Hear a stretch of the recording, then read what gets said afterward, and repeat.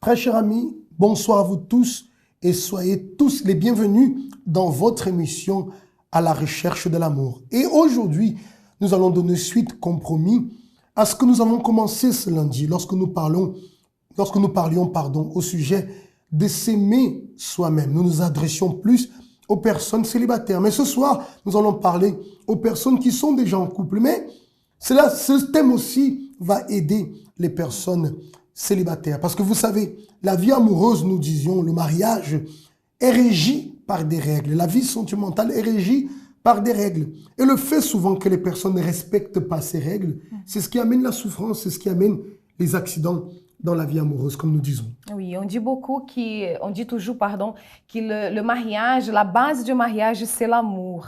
Mais avant l'amour, il y a le thème qu'on va parler ce soir. Parce que, en fait, je pense que toutes les règles d'un mariage, on a comme base dans ce qu'on va parler ce soir. Exactement. On va déjà marquer une courte pause. On va voir en ce moment même déjà un témoignage, l'expérience d'une personne qui participe avec nous à ces conférences qui sont extrêmement importantes. Tout à l'heure, en fin d'émission, on parlera un peu plus à ce sujet. Vous avez ici notre numéro de téléphone. N'hésitez pas à nous envoyer vos questions par audio ou par écrit. C'est pas pour appeler, c'est juste pour nous écrire ou envoyer des audios, des doutes que vous avez. Il y a plusieurs personnes qui sont en train de nous faire part des orientations dont elles ont besoin.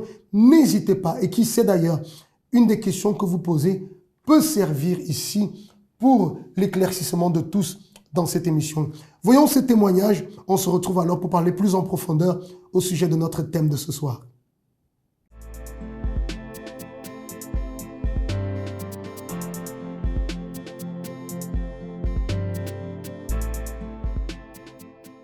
Avant, du coup, j'avais jamais vraiment eu de relation amoureuse. Donc, pour moi, c'était tout un univers que je connaissais pas vraiment, pas de direction, et c'était le monde de l'inconnu pour moi. En venant à la thérapie de l'amour, du coup, ce que ça a changé, c'est que ça me donne une direction claire, en fait. Et j'ai trouvé que ça m'aidait même au-delà du niveau sentimental, à vivre avec des gens, par exemple ma famille, à apprendre aussi à valoriser ma famille avant d'entrer dans une relation, à commencer à pratiquer maintenant. Et ça me donne une direction des choses à faire, des choses à ne pas faire. Et ça me permet aussi de savoir comment me valoriser. Et voilà, les recettes pour une relation qui marchera plus tard. Et du coup, la thérapie de l'amour m'aide à vaincre toutes les questions que je peux avoir et qui parfois peuvent rester des gros points d'interrogation. Et j'ai trouvé qu'en venant à chaque fois à la thérapie, les questions, on y répond toujours.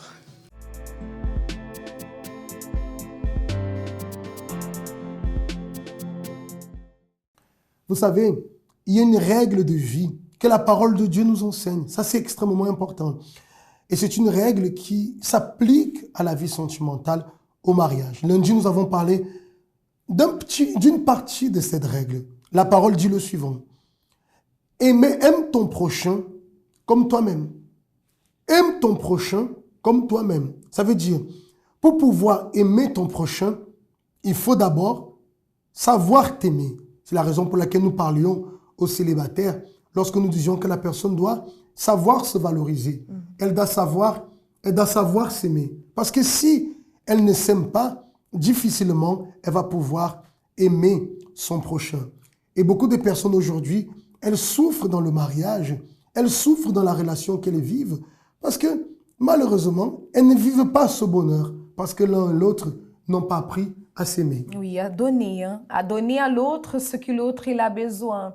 Et tu sais, Isaac, il ne faut pas seulement donner, parce que quand on donne, on est en train de rendre l'autre personne heureuse. Et on doit savoir que lorsque nous sommes dans un mariage, notre bonheur, il va se trouver dans le bonheur de l'autre. Parce que si je suis mariée et je vois que la personne qui est à côté de moi, elle n'est pas heureuse, est-ce que moi je vais pouvoir être heureuse? Bien sûr que non. Parce que si la personne n'a pas, parce que c'est ça, on disait dans l'émission de lundi, s'aimer, c'est de donner à sa vie ce qui est bon pour notre vie.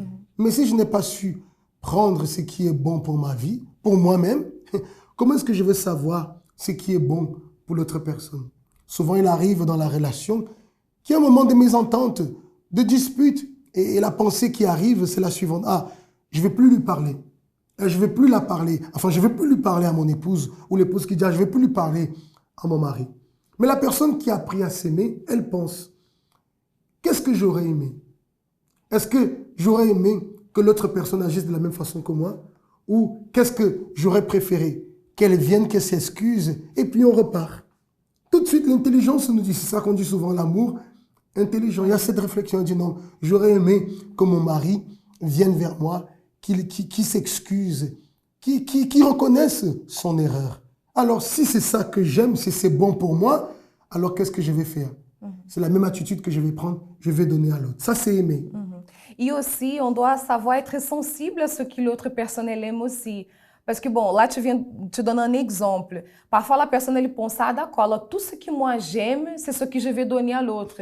Mais parfois, c'est pas ce que vous voulez donner, c'est ce que la personne, elle a besoin et ce qu'elle veut. Par exemple, si vous êtes quelqu'un que vous aimez beaucoup, que votre mari, vous aimeriez beaucoup que votre mari soit là pour pouvoir demander comment ça a été la journée. Oh, c'est toi ici, on va parler et tout. Mais vous savez que votre mari, il est plus, comme je peux dire, il est plus renfermé. Ce qu'il aimerait, c'est avoir le silence. Alors, si vous êtes quelqu'un qui vous parle beaucoup, donne-lui le silence. Oui ou non? Exactement. Parce que c'est vrai, comme tu dis, il y a des choses qui sont des règles générales, qui peuvent s'appliquer à tout. Après, les autres choses, c'est connaître l'autre personne. Parce que c'est ça aussi. Aimer, c'est savoir observer et de voir. Comme tu disais, c'est l'autre qui a besoin parfois de son silence, alors il faut donner le silence parce qu'il aime le silence. Et je l'aime comme ça. C'est que je lui donne ce dont il a besoin. Donc, l'amour, finalement, c'est ça. Aimer, c'est donner. La personne qui ne sait pas se donner ce qui est bon pour elle, elle ne saura pas donner ce qui est bon pour l'autre. Mais si elle a appris à choisir et à valoriser ce qui est bon pour elle, elle saura le faire aussi avec l'autre personne. Ce qui va faire que, voilà, donnant, comme on dit, c'est une règle du mariage. Il faut toujours donner. Le mari, je dois toujours être en train de te donner. Tu dois toujours être en train de me donner ce dont j'ai besoin, ce qui est bien pour moi. Je dois toujours te donner ce qui est bon pour toi, pour qu'alors les deux puissent avoir ce bonheur. Et sachez que si vous appliquez cette règle, certainement vous allez pouvoir récolter des fruits. Parce que quand on donne, même quand par exemple on offre un cadeau à quelqu'un, quand on donne un cadeau à quelqu'un, on est tellement content avec cela qu'on a envie de donner. Peut-être vous êtes une femme ou un homme marié qui nous regarde et vous dites, ah mais c'est toujours moi qui dois faire, c'est toujours moi qui dois donner. Faites-le. Faites-le parce que quand on donne, cela ne peut pas être un poids pour la personne non plus. Parce que l'autre qui est en train de recevoir, il va avoir ça aussi. Parce qu'il y en a beaucoup qui disent, ah, je donne aujourd'hui, alors demain je vais attendre déjà le retour. Non, donnez tout simplement. L'amour, lorsqu'il donne, il n'attend pas de retour. C'est ça. C'est le plaisir. C'est le plaisir de donner. La personne, elle sait que le bonheur se trouve dans le fait de donner. D'ailleurs, il y a une parole du Seigneur Jésus qui dit, il y a plus de bonheur à donner qu'à recevoir. Donc, les deux doivent toujours être dans cet esprit-là. Je vais donner. Et la vérité, c'est que celui qui donne, il va recevoir. Même si le mari, même si l'épouse est quelqu'un qui n'a pas l'habitude de donner, mais à force de recevoir, va se sentir dans l'obligation de pouvoir donner aussi. Et c'est comme tu disais avec les cadeaux, souvent la personne donne un cadeau pour donner. Mais même dans le cadeau, elle doit choisir ce qui va plaire à l'autre personne, parce que c'est ça le but. Oui. Et juste une parenthèse, bien sûr qu'on est en train de parler ici que quand je donne à mon mari, je veux recevoir de lui. Mais il faut savoir que le fait de donner, de pratiquer comment on dit, cette règle, vous n'allez pas seulement recevoir de lui, mais vous allez recevoir aussi parce que vous êtes en train de changer. Par exemple, la personne qui est une personne égoïste, elle pense qu'à elle. Le fait de se sacrifier, si on peut dire comme ça, quand elle aime, elle se donne à l'autre, elle est en train de changer aussi. Et sans vous rendre compte, la personne, elle change en elle-même. Ça veut dire, lorsqu'elle donne, elle reçoit non seulement elle-même, mais elle va aussi recevoir de l'autre personne. Donc, pour conclure sur ces thèmes que nous avons commencé lundi, première chose, il faut apprendre à s'aimer. C'est très important. Pourquoi? Pour pouvoir aimer l'autre personne. Autrement, le mariage sera une véritable catastrophe ou alors une frustration ou alors des accidents. On entend tellement de choses.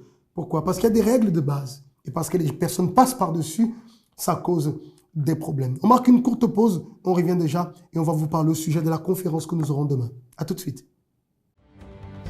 Amour. Qui ne veut pas trouver le sien? Les musiques ainsi que les films parlent de lui. Pour que l'amour soit durable, compréhensible et toujours renouvelé, il y a la thérapie de l'amour. Donnez-vous une nouvelle opportunité d'être heureux. jeudi à 20 h, au siège du centre d'accueil, 254 rue du Faubourg Saint-Martin, 75 010, Paris.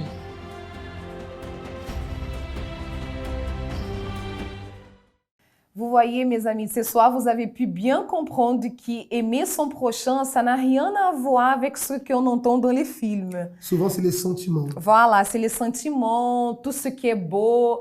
Parfois, aimer, c'est pas toujours beau, hein, parce que donner, c'est pas toujours facile. C'est un sacrifice. On se prive. Pourquoi? Parce qu'on a compris que ce qu'on va donner, on fait le bonheur, parce qu'on se marie pour que l'autre personne soit heureuse. On doit lutter. Je dois lutter chaque jour pour que tu sois heureuse. Si tu n'es pas heureux, c'est que j'ai failli dans ma mission. Si je ne suis pas heureux, c'est que, quand je dis heureux dans le mariage, c'est que tu as failli à ta mission. Mais si tous les deux ont cette compréhension, il y aura des luttes, il y aura des difficultés. Mais avec le temps qui passe, l'amour ne fait que se renforcer et le bonheur est établi, le bonheur est garanti. C'est pour ça, Isaac, que c'est très important, vous que vous êtes célibataire, de venir aux conférences pour avoir cette direction. Parce que, imaginons que la personne, elle se marie ou elle commence une relation amoureuse avec la personne qui elle a ce même objectif qu'elle. C'est impossible qu'il ne puisse pas marcher cette relation. Ou même vous que vous nous entendez là, vous êtes mariés, mais que votre conjoint, il n'est pas dans cet même état d'esprit.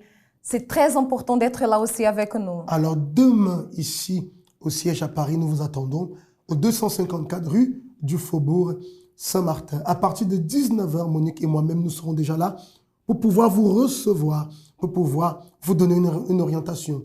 Ici à Paris, à Évry-Courcouronnes, il y aura aussi à Nantes et à Lyon. Et là, à 19 h 30, vous pourrez participer et recevoir une direction qui va véritablement vous aider. On dit toujours, rien n'est perdu. Quelle que soit la situation que vous vivez dans votre vie sentimentale, la solution existe, oui. Et on s'engage à lutter avec vous. On s'engage à lutter pour que votre intérieur soit reconstruit, pour que votre mariage soit béni, ou tout simplement pour que vous puissiez apprendre et avoir en main tous les éléments qui vont vous permettre de garantir votre futur sentimental. On arrive à la fin de cette émission. Merci d'avoir participé et rendez-vous demain alors à la conférence de la thérapie de l'amour.